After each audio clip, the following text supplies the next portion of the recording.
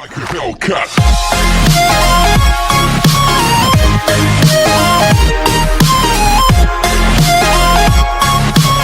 নৱম শ্ৰেণীৰ ছাত্ৰ ছাত্ৰীসকলক আমাৰ ইউটিউব চেনেল শিক্ষাৰ্থীলৈ মই মলৰাজে স্বাগতম জনাইছোঁ। মৰমৰ ছাত্ৰ ছাত্ৰীসকল, আমি তোমালোকৰ দুটা চলক জোঁটৰ ৰৈখিক সমীকৰণ নামৰ পাঠটো আলোচনাৰ মজিয়াত ৰাখিছিলোঁ। বহুদিন বিৰতিৰ অন্তত আকৌ ধাৰাবাহিকভাৱে এই পাঠটোৰ লগতে তোমালোকৰ অন্য পাঠবোৰৰ আলোচনা আগবঢ়াবলৈ চেষ্টা কৰিছোঁ। আজি আমি আলোচনাৰ বিষয়বস্তু হিচাপে লৈ আহিছোঁ এটা ৰৈখিক সমীকৰণৰ সমাধান, সলিউশ্যন অফ এ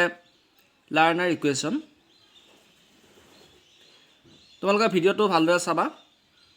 আৰু এতিয়ালৈকে যদি চেনেলটো ছাবস্ক্ৰাইব কৰা নাই ছাবস্ক্ৰাইব কৰিবা,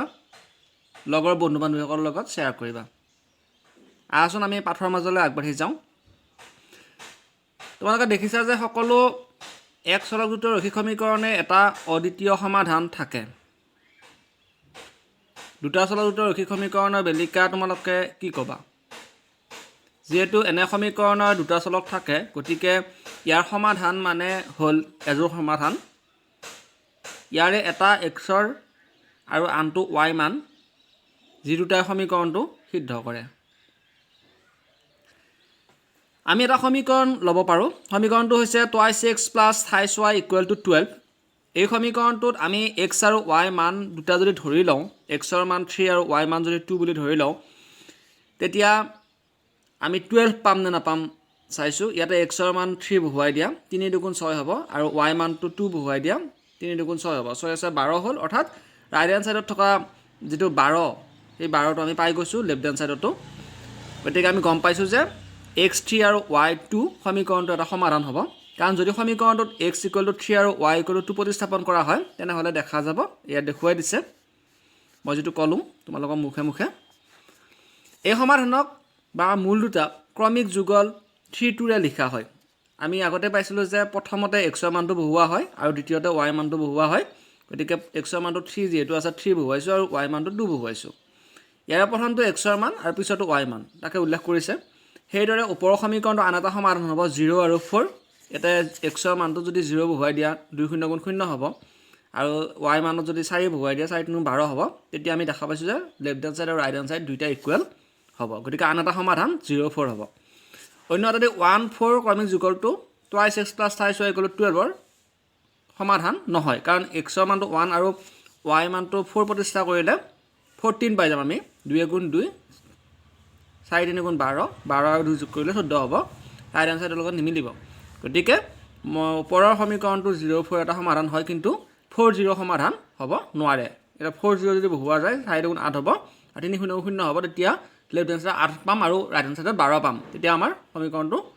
শুদ্ধ নহ'ব। একেদৰে ইয়াত দেখুওৱা হৈছে আৰু কেইটামান, সেইকেইটা তোমালোকে চাই ল'বা। তোমালোকে বুজিব পাৰিছা বুলি মই আশা কৰিছোঁ, কাৰণ এক্স আৰু ৱাই মান দুটা যেতিয়া আমাক দিয়া থাকিব, বা এক্সৰ মানটো যিকোনো এটা বহুৱালে ৱাই মানটো আন এটা ওলাই পৰিব, তাৰপিছত আমাৰ ফলাফলটো শুদ্ধ হয় নে নহয় আমি পৰীক্ষা কৰি চাব পাৰিম। বা এক্স আৰু ৱাই দুইটা মান যদি দিয়া থাকে, তেতিয়া ৰাইট হেণ্ড ছাইডত যিখিনি মান থাকিব, সেই মানখিনি ওলাই নে নোলাই আমি লেফ্ট হেণ্ড ছাইডত চাব লাগিব। যদি ওলাই, তেতিয়াহ'লে সমীকৰণটো সিদ্ধ কৰাৰ ক্ষেত্ৰত এক্স আৰু ৱাই মান দুটা শুদ্ধ হ'ব। এতিয়া উদাহৰণ এটা দিছে, উদাহৰণটোৰ জৰিয়তে আমি অংকটো আৰু অকণমান ভালদৰে বুজিব পাৰিম। X plus twice y equal two 6 সমীকৰণৰ 4টা ভিন্ন সমাধান উলিওৱা। সমাধান নিৰীক্ষণ কৰি পাওঁ যে সমীকৰণটো এক্স ইকুৱেল টু 2 আৰু ৱাই ইকুৱেল টু 2 এটা সমাধান, কাৰণ এক্স ইকুৱেল টু 2 আৰু ৱাই ইকুৱেল টু 2 পাতিলে ইয়াত দেখিছা এক্সৰ মানটো 2 বহুওৱা হৈছে, আৰু ৱাই মানটো 2 বহুওৱাৰ পিছত 2 দুগুণ 4 হৈছে, 4 আৰু 2 যোগ কৰিলে 6 পাম। গতিকে ৰাইট হেণ্ড ছাইডত আমাৰ যিহেতু 6 আছে, গতিকে এইটো আমাৰ শুদ্ধ হৈছে যে এক্সৰ মানো 2 হ'ব, ৱাই মানো 2 হ'ব। এতিয়া ধৰি লৈছোঁ আমি এক্স ইকুৱেল টু 0। এক্সৰ এই মানৰ বাবে এই সমীকৰণটো টুৱাইছ ৱাই ইকুৱেল টু 3 লৈ ৰূপান্তৰ হয়, যাৰ ফলত আমি ৱাই মানটো 3 এটা পাম। গতিকে এইটো এটা অদ্বিতীয় সমাধান। গতিকে x plus twice y equal to 6ৰ আন এটা সমাধান হ'ল এক্স ইকুৱেল টু 0 আৰু ৱাই ইকুৱেল টু 3। গতিকে এইটো আমি ক'ব পাৰিছোঁ এইটো অদ্বিতীয় সমাধান আমি ইয়াৰ পাম। তাৰমানে অসীম সংখ্যক আমি পাই গৈ থাকিব পাৰোঁ।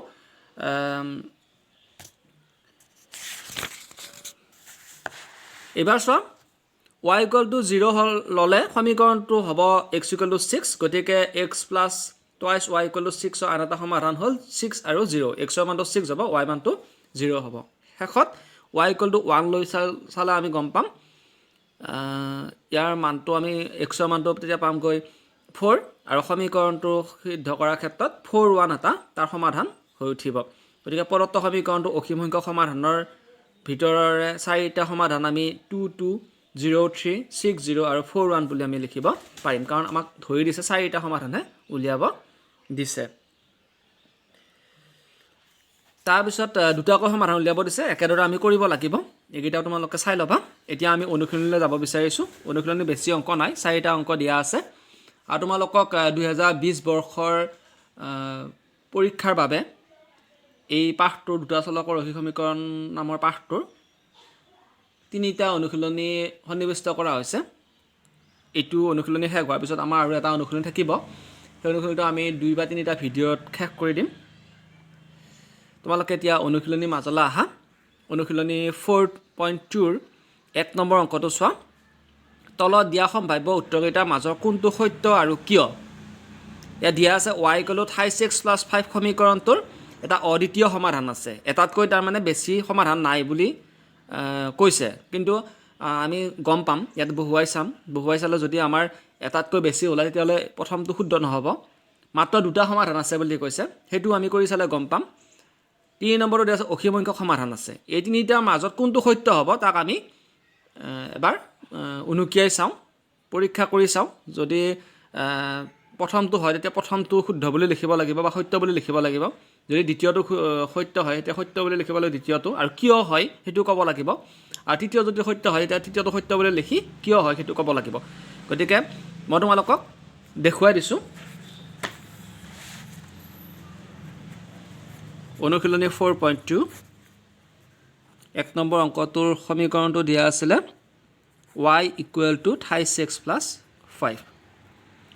এতিয়া যদি সমাধান যদি x = 0 হয় তেন্তে y = এটা x ৰ ঠাইত আমি কি বহুৱাই দিম 0 বহুৱাই দিছোঁ +5 3 0 × 0 হ'ব আৰু 5 গতিকে দেখা পালোঁ x যদি 0 হয় y = 5 হ'ব এটা পালোঁ আমি আকৌ x = 1 হয় তেন্তে সমীকৰণটো আছিলে y = 3 × 1 বহুৱাম এবাৰ তাৰপিছত আছে 5 3 × 3 + 5 5 × 3 8 x = 1 হ'লে y = 8 হ'ব অৰ্থাৎ ইয়াত লিখিব লাগিব 0 5 আৰু ইয়াত লিখিব লাগিব 1 8 আমি দেখা পালোঁ প্ৰথম যিটো আছিলে যে এটা অদ্বিতীয় সমাধান আছে এইটো অশুদ্ধ হ'ল মাত্ৰ দুটা সমাধান আছে বুলি কৈছে দুটা সমাধান ওলাল আৰু ওলাব নেকি চাই লওঁ x = যদি -1 বহুৱাই দিয়া তেন্তে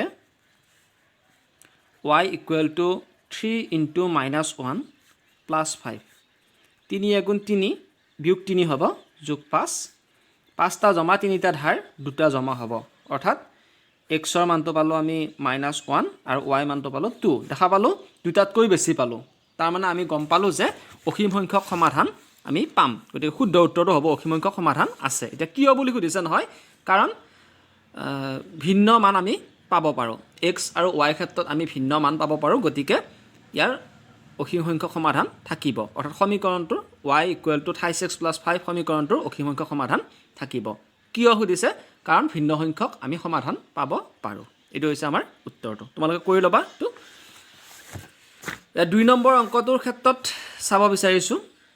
তোমালোকে 1 নম্বৰ আৰু 3 নম্বৰটো কৰিব পাৰিবা মই 2 নম্বৰটো কৰি দিছোঁ 2 নম্বৰৰ 2টো কেইটাকৈ উলিয়াব দিছে 4টাকৈ সমাধান উলিয়াব দিছে 2 নম্বৰৰ 2টো আমাৰ দিয়া আছিলে πx + y = 9 সমাধান যদি x = 0 হয় তেন্তে πx + y = 9 x ৰ ঠাইত 0 বহুৱাই দিয়া y = 9 হ'ল পাই আৰু 0 পূৰণ কৰিলে 0 হ'ব y = 9 হ'ল তাৰপিছত আমি লিখিম যে নিৰ্ণয় সমাধান x ৰ মানটো আমি কি বহুৱাইছিলোঁ 0 আৰু y মানটো পাই গ'লো 9 এটা ওলাল এবাৰ আকৌ যদি x = 1 হয় তেন্তে পাই x + y = 9 x ৰ ঠাইত 1 বহুৱাই দিয়া প্লাছ y = 9 হ'ল তাৰপিছত পাই আৰু 1 পূৰণ কৰিলে পাই পাম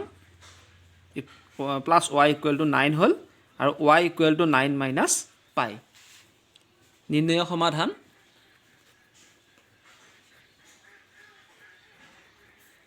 সমাধান কি পালোঁ x ৰ মানটো আমি 1 বহুৱাইছিলোঁ 1 লিখিলোঁ আৰু y মানটো পালোঁ 9 মাইনাছ পাই তাৰপিছত 3 নম্বৰটো চাইছোঁ 4টা উলিয়াব দিছে গতিকে আমি x ৰ মানটো এইবাৰ আমি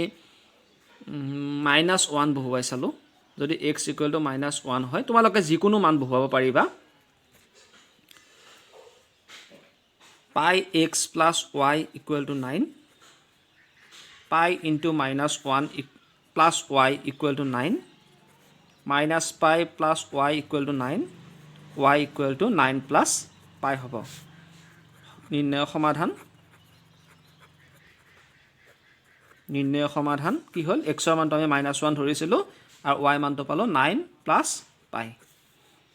ঠিক একেদৰে এইবাৰ আকৌ যদি আমি x = 2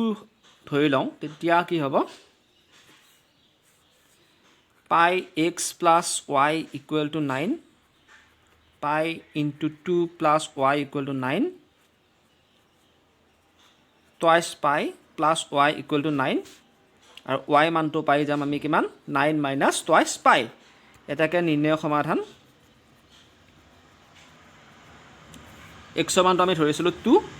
আৰু y মানটো পালোঁ 9 মাইনাছ টুৱাইছ পাই এয়া আছিলে আমাৰ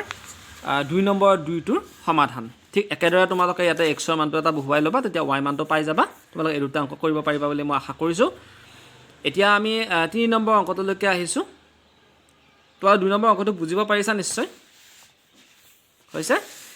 এইবাৰ 3 নম্বৰ অংকটোলৈকে আহিব বিচাৰিছোঁ 3 নম্বৰ অংকটো দিয়া আছে তলৰ কোন কেইটা ক্ৰমিক যুগল x - টুৱাইছ y = 4 4ৰ সমাধান হয় আৰু কোন কেইটা নহয় পৰীক্ষা কৰা এতিয়া আমি এটা এটাকে পৃথক পৃথককৈ কি কৰিম কৰি চাম প্ৰথমতে 1 নম্বৰটো দিয়া আছে 0 আৰু 2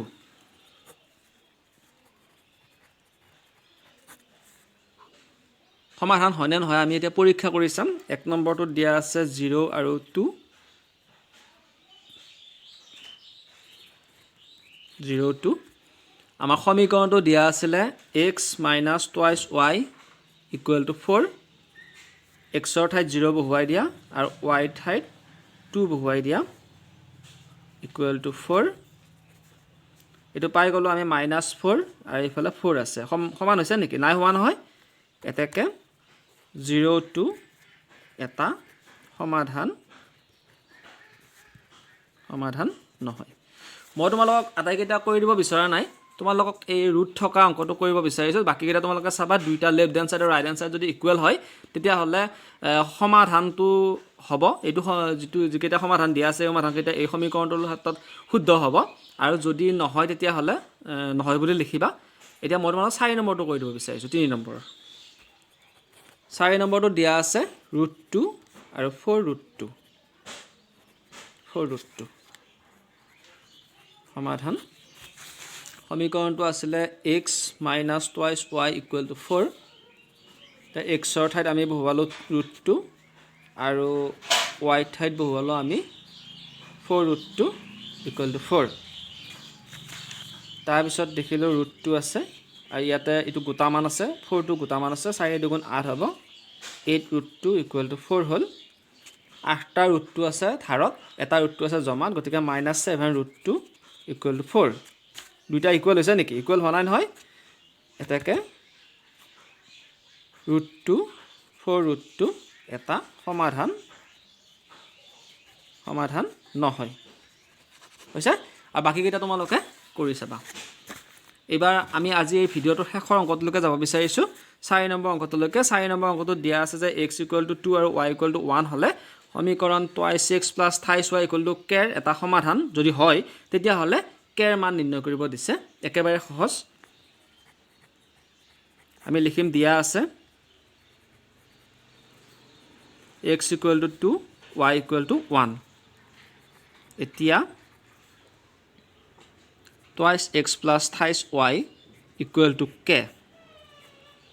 x ৰ মানটো বহুৱাই দিয়া 2 আৰু y মানটো বহুৱাই দিয়া 1 = k 2 × 2 = 4 3 × 3 = k 4 × 3 = 7 = k এতেকে k এর নির্ণয় মান কিমান ওলাইছে k এর নির্ণয় মান 7 এটো হৈছে আমাৰ এনসাৰ হৈছে মৰমৰ ছাত্ৰছাত্ৰীসকল আজি ভিডিঅ'টো তোমালোকক অনুশীলনী 4.2 আলোচনা কৰি দিলোঁ ইয়াৰ পিছত আমি অনুশীলনী 4.3 লৈকে গুচি যাম তেতিয়ালৈকে তোমালোকে অপেক্ষা কৰা আৰু ভিডিঅ'বোৰ চাই থাকিবা সকলোকে শুভেচ্ছা জনাই আজিৰ পাঠ ইমানতে সামৰণি মাৰিছোঁ ধন্যবাদ